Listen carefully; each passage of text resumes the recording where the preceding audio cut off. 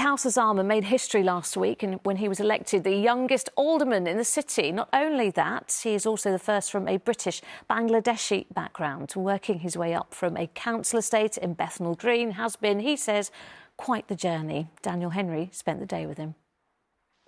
Once upon a time, aldermen looked and sounded like this.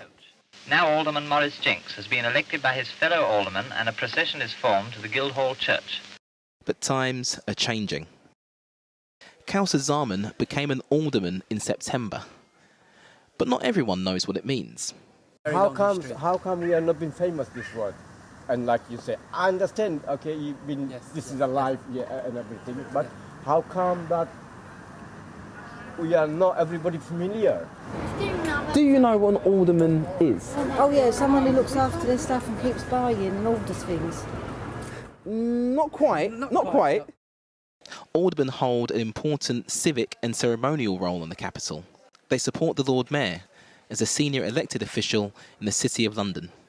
Do you think it's a problem that not everyone knows what an alderman is? Absolutely. Look, I think democracy is at its strongest when the electorate, the people know who their elected representatives are. So I think it's very important. That certainly I do a lot more to reach out so people know how to affect change. Council represents Bishopsgate in his role, but he wants to use it to reflect the people he grew up with in Bethnal Green. When I think back at some of the classmates that I studied with and their position therein, ultimately I think they've got so much potential we could be in a far better position.